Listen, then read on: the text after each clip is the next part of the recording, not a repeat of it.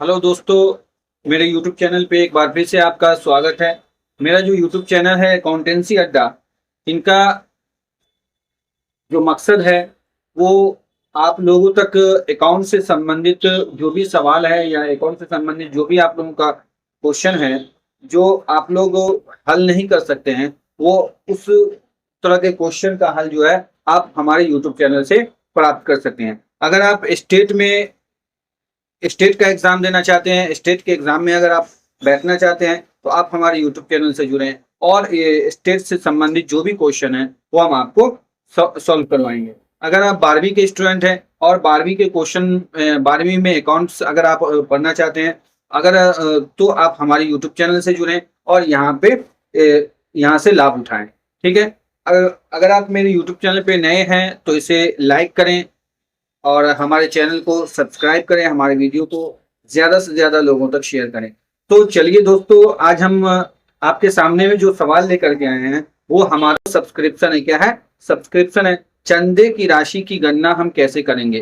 किसकी? चंदे की राशि की गणना हम कैसे करेंगे वो जानेंगे हम कि चंदे की राशि की गणना कैसे किया जाता है। और इससे पहले, इसकी गणना करने से पहले हम पहले जानते हैं कि ये चंदा होता क्या है। तो चंदा जो है ये ऑल आबकारी संस्था का जो सदस्य है, वो ऑल आबकारी संस्था के सदस्य जो जुड़ता है वो उस संस्था में, तो वो संस्था में जब जुड़ता है तो उनसे कुछ शुल्क लिया जाता है। चाहे वो 10 रुपया हो या 20 रुपया हो या जिस तरह का भी अमाउंट हो, वो अमाउंट लिया जाता है। और वो सदस्यों से जो प्राप्त राशि होता है उसी को हम क्या कहते हैं? चंदा कहते हैं। तो ये जो है ऑल आबकारी संस्था का ये आयगत आय है। क्या है? आयगत आय है, रिवेन्यू इनकम है ये ऑल आबकारी संस्था का। और ये जो है अपने सदस्यों से ये प्राप्त करता है ये संस्था। ठीक है। तो हम देखेंगे कि ये इसकी गणना कैसे की जाती है। तो सबसे पहले चलिए हम जानते हैं कि ये जो है कैलकुलेशन ऑफ सब्सक्रिप्शन, मतलब चंदे की राशि की गणना, लेखांकन वर्ष में चंदे की राशि की गणना। तो ये लेखांकन वर्ष होता क्या है, या अकाउंट में जो है, कॉमर्स में जो है, वाणिज्य में, ये कैलेंडर ईयर क्या कैसे होता है, इसका कौन सा ईयर है? तो हम जानते हैं कि अकाउंट में जो होता है, लेखांकन वर्ष जो होता है अकाउंट का, वो 1 अप्रैल से, कब से? 1 अप्रैल से लेकर के 31 मार्च होता है। 1 अप्रैल, 1 अप्रैल, 1 अप्रैल से 31 मार्च, ये इसका क्या होता है? ये इसका अकाउंटिंग ईयर होता है। क्या होता है? अकाउंटिंग ईयर होता है। 1 अप्रैल से 31 मार्च तक इसका अकाउंटिंग ईयर माना जाता है। और हम जो जानते हैं, हम लोग जो नॉर्मली जो कैलेंडर यूज करते हैं, वो कैलेंडर होता है, वो कैलेंडर ईयर होता है, वो 1 जनवरी से 31 दिसंबर तक। चलिए, तो अब हम चल के आगे बढ़ते हैं कि सब्सक्रिप्शन की राशि की गणना कैसे करेंगे, चंदे की राशि की गणना कैसे करेंगे। तो चंदे की राशि की गणना के लिए कुछ कायदे कानून है। तो सबसे पहले हम देखेंगे इस तरह का फॉर्मेट हम बनाएंगे। इस फॉर्मेट में क्या दिया गया? पार्टिकुलर्स दिया गया, जिसको हम विवरण कहते हैं। उसके बाद यहाँ पे अमाउंट दिया गया है। ठीक है। तो वर्ष के दौरान जो चंदा प्राप्त होगा, वर्ष के दौरान जो चंदा प्राप्त होगा, उस चंदे की राशि को यहाँ पे लिख देंगे। यहाँ पे क्या लिखा हुआ है? Subscription received during the year, मतलब वर्ष के दौरान जो चंदा प्राप्त हुआ उनको हम यहाँ पे लिखा करेंगे। उसके बाद क्या कहें कि वर्ष के अंत में अदत्त चंदा, अगर साल के अंत में आउटस्टैंडिंग सब्सक्रिप्शन है तो उसको यहाँ लिख देंगे, मतलब एंडिंग ईयर में।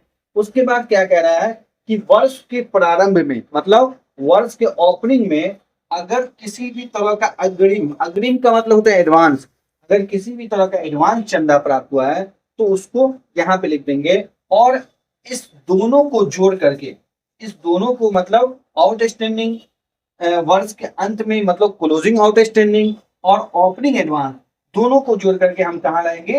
हम अंदर लाएंगे। उसके बाद क्या करेंगे कि वर्ष के दौरान जो हमें चंदा प्राप्त हुआ है उस चंदे में इसको जोड़ देंगे और इस जोड़ करके यहाँ पे लिख देंगे। ठीक है। उसके बाद हम आगे बढ़ेंगे। तो वर्ष के प्रारंभ में अदत्त चंदा, मतलब ओपनिंग आउटस्टैंडिंग जो प्राप्त हुआ है उसको यहाँ लिखेंगे। उसके बाद वर्ष के अंत में अग्रिम चंदा, अगर क्लोजिंग एडवांस जो प्राप्त हुआ है उसको ला करके यहाँ पे लिखेंगे। उसको लाने के बाद इस दोनों अमाउंट को जोड़ करके इसको अंदर ले चलेंगे। ठीक है, अब उसमें जो ऊपर जो जोड़ करके जो आया था उसमें से इसको घटा देंगे। उसके बाद घटाने के बाद जो भी अमाउंट प्राप्त होगा, जो भी बैलेंस प्राप्त होगा, उसको जो है हम आय व्यय खाते में, कौन से खाते में, आय व्यय खाते में क्रेडिट कर देंगे, मतलब सीआर साइड में इसका लेखा कर देंगे। मतलब चंदे की शुद्ध राशि जिसे हम आय व्यय खाते में ट्रांसफर कर देंगे, क्रेडिट कर देंगे। तो इस तरह से जो है हम चंदे की राशि की गणना करेंगे। तो चलिए हम इससे संबंधित एक सवाल हम लेते हैं, इससे संबंधित एक सवाल लेते हैं कि देखते हैं कि इस सवाल को हम कैसे हल करेंगे। तो हमारा सवाल है 7 का ए, क्वेश्चन नंबर चैप्टर का जो सवाल है 7 का है उसमें कह रहा है कि एक्सपोर्ट क्लब से संबंधित सूचनाओं से चंदे की राशि की गणना करें। ठीक है, तो इससे संबंधित जो सूचनाएं दी गई है उन सूचनाओं के आधार पे हम चंदे की राशि की गणना करेंगे। तो यहाँ पे दिया गया है कि सब्सक्रिप्शन रिसीव्ड इन एडवांस 1/1/2023 को जो है वो 5,000 हुआ है, और 31/12/2023 को जो प्राप्त हुआ है वो 2,000 प्राप्त हुआ है। आउट स्टैंडिंग सब्सक्रिप्शन जो प्राप्त हुआ है 31/12/2023 को वो 5,000 प्राप्त हुआ है, और वर्ष के दौरान जो चंदा प्राप्त हुआ है वो 20,000 प्राप्त हुआ है। तो चलिए हम इसको हम निकालते हैं और देखते हैं कि ये कैसे बनता है। तो सब ये देखते हैं कि ये क्या है, एक्सपो, यहाँ पे लिखेंगे ऑफ, लिख देते हैं of expo, export, expo export sport club, sport club. ठीक है, ये हम उसके उससे संबंधित चंदे की राशि की गणना कर रहे हैं। अब हम देखते हैं कि यहाँ पे दिया गया है वर्ष के दौरान। तो सबसे पहले हम बताए थे कि जो हम लेखा करेंगे तो उसमें लिखेंगे कि वर्ष के दौरान क्या प्राप्त हुआ है। तो यहाँ पे लिखते हैं subscription, subscription received during the, ठीक है, subscription received during the years, वो कितना प्राप्त हुआ है, वो हमारा 20,000 रुपया है। उसके बाद है, उसके बाद हम देखेंगे कि क्या है, आउटस्टैंडिंग कितना है। तो यहाँ पे हम लिखेंगे कि इसमें ऐड करेंगे, क्या करेंगे, ऐड करेंगे हम। ठीक है, तो यहाँ पे हम ऐड में लिखेंगे कि subscription received advance, subscription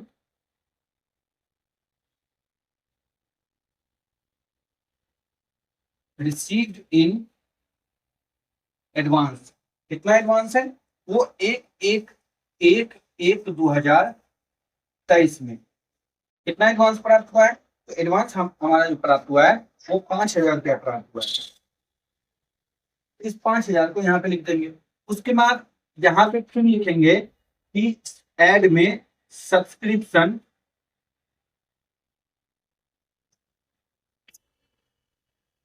subscription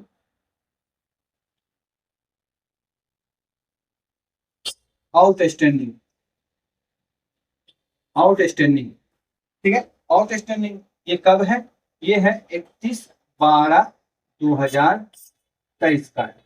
ठीक है, ये कितना प्राप्त हुआ है, ये हमारा 5,000 रुपया प्राप्त हुआ है। ठीक है, इस दोनों को जोड़ करके, इस दोनों राशि को जोड़ करके हम यहाँ लाएंगे तो ये कितना हो जाएगा, 10,000 हो जाएगा। फिर इसमें जो वर्ष के दौरान जो प्राप्त हुआ है उस राशि को, और जो राशि बाद में एडवांस के रूप में या आउटस्टैंडिंग के रूप में जो प्राप्त हुआ है, उन दोनों को ला करके यहाँ पे हम जोड़ देंगे। ठीक है, तो यहाँ पे ला करके जोड़ दिए तो ये कितना हो गया हमारा, 30,000 हो गया। ठीक है, कितना, 30,000 हो गया। अब हम क्या करेंगे, अब हम देखेंगे कि सब्सक्रिप्शन जो एडवांस जो है वो क्लोजिंग में कितना प्राप्त हुआ है, और आउटस्टैंडिंग जो है वो ओपनिंग में कितना प्राप्त हुआ है। तो चलिए हम देखते हैं। तो यहाँ पे लिखेंगे, लेस में लिख देते हैं, लेस। तो subscription received in advance, subscription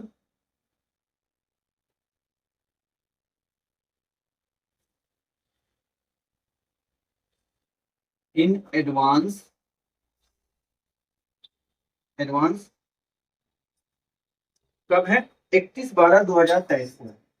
ये हमारा यहाँ पे देखिए, यहाँ पे कंफ्यूज नहीं होना है। 1/1/2023 को जो ओपनिंग हो गया, ओपनिंग को जोड़ देंगे और क्लोजिंग को घटा देंगे, तो यहाँ पे लिखेंगे 31/12/2023।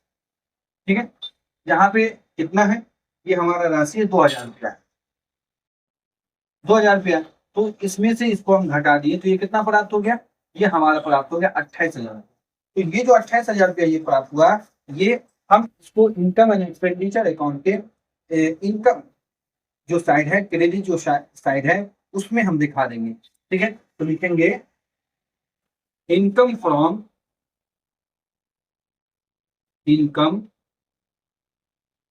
From subscription